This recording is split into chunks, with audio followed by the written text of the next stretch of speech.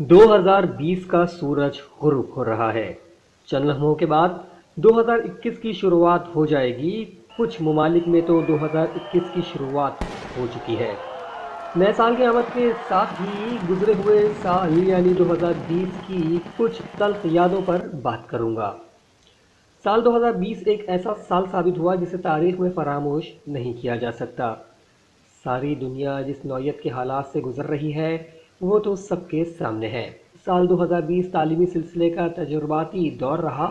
تاریخ میں پہلی بار 7 ماہ سے زائد عرصے کے لیے تعلیمی ادارے بند رہے، جبکہ طلباء و طالبات کو بغیر امتحان پروموٹ کیا گیا۔ کرونا وائرس کے باعث درجنوں چھوٹے پرائیویٹ اسکولز مالی خسارے کے باعث بند بھی ہو گئے۔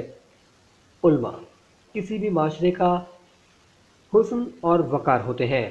علماء کا وجود معاشروں کے لیے اس اعتبار سے بھی انتہائی ضروری ہے کہ عوام ان سے شرعی، دینی، سماجی اور دیگر معاملات میں رہنمائی حاصل کرتے ہیں اور ان کے خطبات، درس، مجالس اور تحریروں کے ذریعے اپنے عقائد، نظریات اور اعمال کی اصلاح کرتے ہیں۔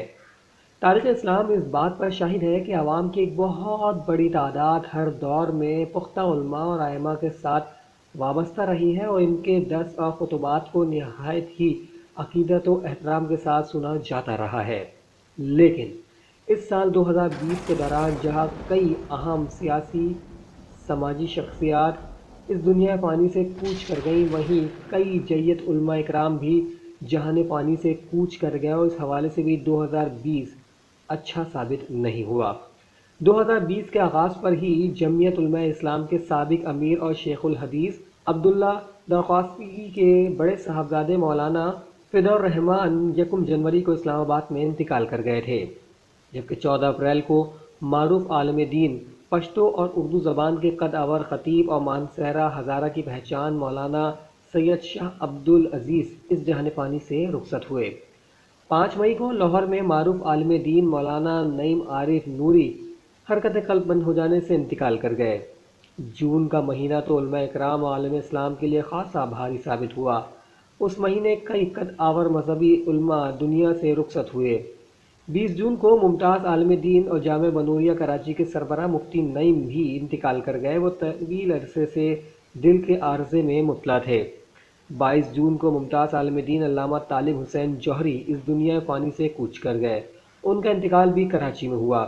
علامہ طالب جوہری کو قرآن پاک پر ایسا عبور حاصل تھا جو شاید ہی کسی اور عالم کو ہو۔ ان کی سب سے بڑی خوبی یہ تھی کہ علامہ طالب جوہری کو کوئی بھی موضوع دے دیا جائے تو وہ اس پورے موضوع پر قرآن سے ہی گفتگو کرتے تھے۔ وہ اپنی مجالس میں قرآن پاک کی آیات کو اس خوبصورتی سے پیش کرتے تھے کہ کوئی بھی اہل علم داد دیے بغیر رہ نہیں سکتا تھا۔ اگلے روز 23 جون کو پیر عزیز الرحمن ہزاروی اللہ کو پیارے ہو گئے۔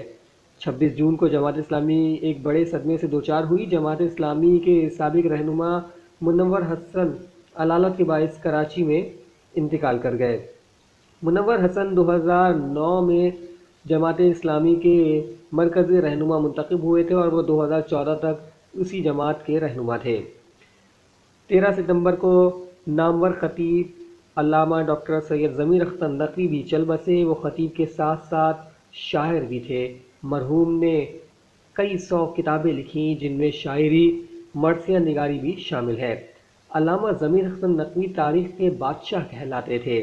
10 اکتوبر کو کراچی میں مولانا ڈاکٹر محمد عادل کو بھی نامعلوم افراد نے ٹارگٹ کر کے شہید کر دیا۔ 17 اکتوبر کو تبلیغی مرکز کے بانی حاجی عبدالوہاب کے قریبی دوست اور شیخ الحدیث مولانا عبدالرحمن پشاور میں انتقال کر گئے۔ 29 اکتوبر کو جامع منتظر لاہور کے محتمم اعلیٰ اور وفاق المدارس شیعہ پاکستان کے نائب صدر علامہ قاضی نیاز حسین بھی ایران کے شہر قم میں انتقال کر گئے۔ 19 نومبر کو علامہ خادم رضوی کا لاہور میں انتقال ہوا۔ ان کی سیاسی جماعت تحریک لبیک نے 2018 کے عام انتخابات میں سندھ اسمبلی سے 2 نشستیں حاصل کی تھیں۔